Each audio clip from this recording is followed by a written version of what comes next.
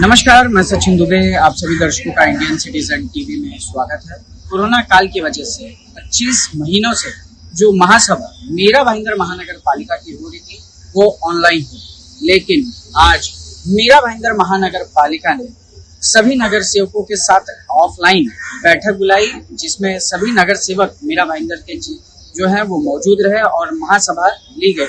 इस विषय पर जब हमने महापौर और उप महापौर से बात की कि किन विषयों पर आज ये महासभा ली गई, उन्होंने क्या जानकारी दी, आइए आपको दिखाते हैं। बड़ी खुशी हुई कि आज मैंने ऑफलाइन महासभा ली। हमारे सभी सम्मानीय नगर सेवक उपस्थित थे, अधिकारी वर्ग उपस्थित थे, सम्मानीय पत्रकार महोदय वहाँ पे और नागरिक उपस्थित थे और अच्छा लग रहा था कि आज आमने सामने नगर सेवक प्रश्न पूछ रहे थे और मैं भी जवाब दे रही थी। और आज बजट की मीटिंग थी। आज मीरा भाईंदर शहर के विकास कामों को बजट में लिया गया है, बहुत सारे प्रावधान हमने उसमें किए हैं और आज की सभा मुझे बहुत ही अच्छी लगी। अंदाज पत्रक जिसमें परिवहन भी है, पानी पुरवठा विभाग है, वृक्ष प्राधिकरण है, महिला बाल कल्याण है, अंध अपंग कल्याण योजना है, उसी प्रकार JNURM पी बजट है, उसमें शिक्षण मंडल के लिए प्रावधान है। तो इस प्रकार के मीरा भाईंदर क्षेत्र के सभी अंगों को लेकर हमने विकास के लिए बजट में प्रावधान किया है और मीरा भाईंदर शहर स्वच्छ, सुंदर और पर्यावरण रहित पर्यावरण का कैसे रहेगा इसके बारे में हमने कोशिश की है। स्वास्थ्य और शिक्षा के बारे में हमें पूरा ध्यान रखना है, क्योंकि गए 2 साल में हमने सही में शिक्षा में कमियां पाई है, क्योंकि कोरोना था और स्वास्थ्य के बारे में भी हमें चिंतित होना पड़ा, क्योंकि कोरोना की वजह से आज तक हमने कभी भी हमारे ऊपर खुद के ऊपर ध्यान नहीं दिया है पब्लिक ने। तो आज कोरोना ने हमें ये सिखाया है कि हमें अपने आरोग्य के बारे में चिंतित होना चाहिए। उसी प्रकार प्रशासन को भी आरोग्य के बारे में चिंतित होना चाहिए, उसके लिए अच्छे से प्रावधान किया हुआ है। और शिक्षण के बारे में भी हमने अच्छा बजट में रखा है। इस बार 9वीं 10वीं के क्लासेस हम लोग मतलब स्कूल लेने वाले हैं, क्योंकि 8वीं तक हमारे मीरा भाईंदर महानगर पालिका के वर्ग थे।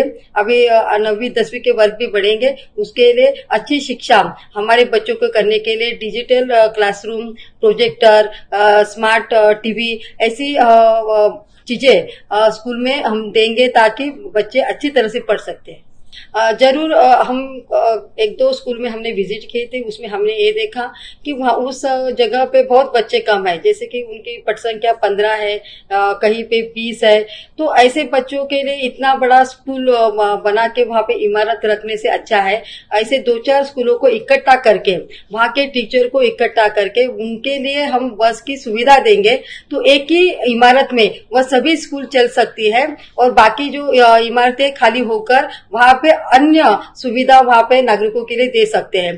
तो इस प्रकार की सुविधा हमने करके रखी है। जी नहीं, आज की मीटिंग तो बजट की थी और इसमें ऐसा था, उन्होंने ही बोला था कि मेरे जवाब को, मेरे सवालों को उप महापौर जवाब दे या महापौर दे या स्टैंडिंग सभापति दे या आयुक्त दे। तो आयुक्त ने अब सिर्फ बजट पेश किया था, स्टैंडिंग ने हमारे पास बजट पेश किया।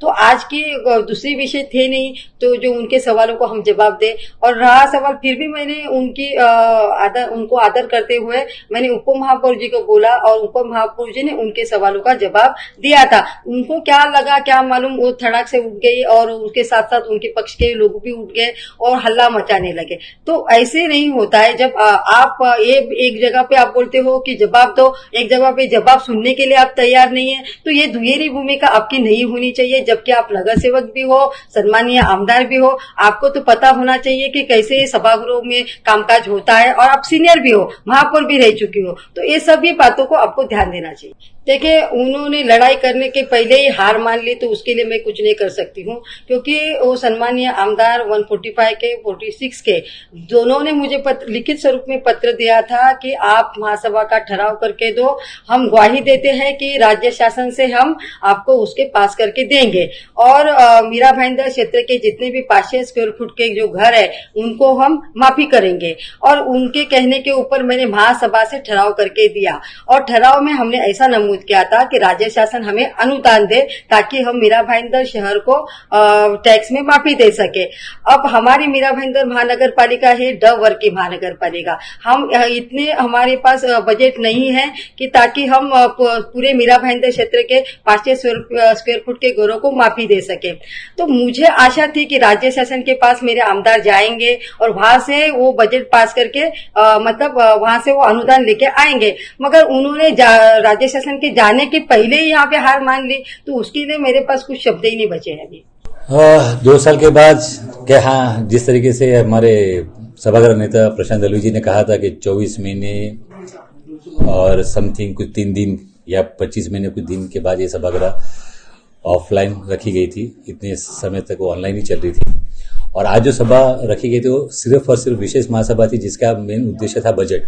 वो बजट के ऊपर ये विषय था, शहर के हित के लिए मुद्दे थे। इस अगर बजट में देखोगे तो मैं कहूंगा बहुत ही सराहनीय बजट बनाया गया था, जिसके ऊपर सबसे पहली बात विकास के साथ साथ में शिक्षा के ऊपर भी ध्यान दिया गया, आरोग्य के ऊपर भी ध्यान दिया गया, और खास मूलभूत जो सुविधा है हमारे शहर के लिए जो होनी चाहिए। जैसे मैं कहूंगा कि अगर आरोग्य के अंदर बहुत सारी मशीनें है, सोनोग्राफी की होगी या मेमोग्राफी की होगी, और उसके लिए भी ध्यान दिया गया, और छोटे से क्लिनिक बनने चाहिए जो नजदीक में, उसके ऊपर भी ध्यान दिया गया। मतलब कुल मिला के ये बजट शहर के हित के लिए काफी प्रेरणादायक था। ये बोलना काफी गलत होगा कि आंकड़ा बढ़ाया गया है। आप भी देखोगे मीरा भाईंदर शहर एक बहुत ही तेजी गति से विकास कर रहा है, लोक संख्या भी तेजी गति से बढ़ रही है।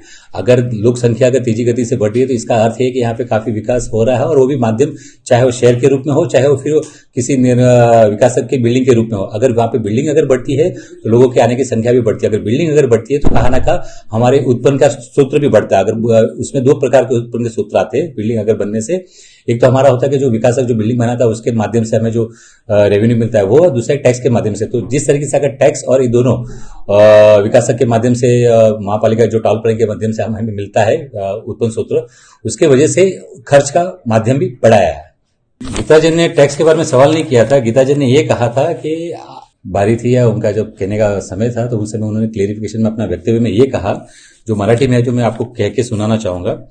महापौर मॅडम, तुम्ही 110 कोटी 500 स्क्वेअर फुटाला शासकीय घराचं अनुदान, म्हणजे इसका अर्थ ये था कि जो 110 करोड़ रुपया जो महानगर पालिका में आने वाला है स्टेट गवर्नमेंट की तरफ से, जो हमने अनुदान में मांगनी की हुई है, जो पिछली बार जब महासभा हुई थी उसमें हमने ये ठराव रखा था, तो उन्होंने इसके पीछे ये जवाब दिया लास्ट में, मराठी के अंदर वर्ड है, आपल्यालाही माहित आहे ते अनुदान येणार नहीं।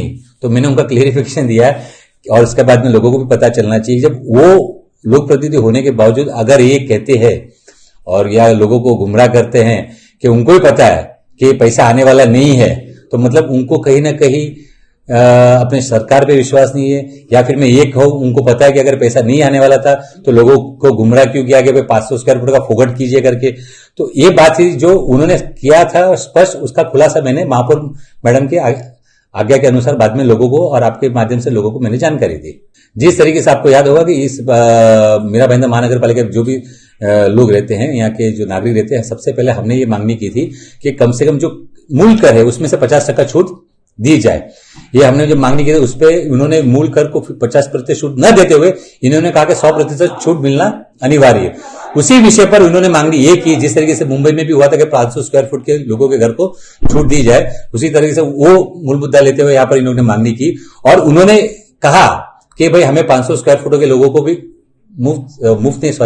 छूट मिलनी चाहिए। लेकिन मेरा उसमें एक कहना था, और हमारे बाकी सभी वरिष्ठ नेताओं का भी कहना था, महापौर का भी कहना था, और आयुक्त महोदय जी का भी कहना था कि मीरा भाईंदर महानगर पालिका मुंबई महानगर पालिका से विभिन्न है। उसका आय सूत्र और हमारे आय सूत्र में बहुत काफी जमीन आसमान का फर्क है। हम पूरा का पूरा जो हमारा आय सूत्र है वो एक टैक्स है, और दूसरा जो है टाउन प्लानिंग से आता है। तो ये 2 जगह से हमारे मैक्सिमम हमारे आय सूत्र है। अगर 500 स्क्वायर फुट का अगर हम घर गिना जाए जो मीरा भाईंदर के अंदर है, वो तकरीबन 70 से 80% के आसपास है, तो हम 100% छूट नहीं दे सकते अपने खर्चे से। तो हमने ये मांगनी की कि चलो आपका कहना है, आपकी सरकार है, आप वहां से लाके दे सकते, तो अनुदान स्वरूप हमने 110 करोड़ का प्रावधान यहाँ पे रखा हुआ है। और जो हमने मांगनी की है, अगर उनको ऐसा लगता है कि वहां से पास होकर आ सकता है तो हम ठहराव करने के लिए तैयार है। वो गारंटी देवे कि आयुक्त महोदय उसको विखंडित के लिए नहीं भेजेंगे, वो गारंटी देवे। लेकिन हमने निवेदन किया हुआ, हमें विश्वास है कि सरकार महाराष्ट्र चाहे महाविकास आघाड़ी की है, लेकिन हमें विश्वास है कि लोगों के हित के लिए, शहर के हित के लिए सरकार वो अनुदान देगी। या फिर वो कहे लोक प्रतिनिधि जो भी महाविकास आघाड़ी के सदस्य कि भाई हमारी सरकार नहीं देगी या महाविकास आघाड़ी सरकार नहीं देगी तो हमें पीछे से अनुदान कैंसिल कर लेते। जैसे कि आपने देखा कि महापौर और उप महापौर ने जानकारी देते हुए बताया कि ये विशेष महासभा बजट के लिए रखी गई थी। इस बजट में मीरा भाईंदर वासियों के लिए हेल्थ और उनके एजुकेशन पर विशेष ध्यान दिया गया है, लेकिन अब आने वाले समय में पता चलेगा कि ये जो महासभा में ठराव पास हुआ है इस पर कितना काम किया जाएगा। इंडियन सिटीजन टीवी के लिए अजय यादव के साथ मैं सचिन।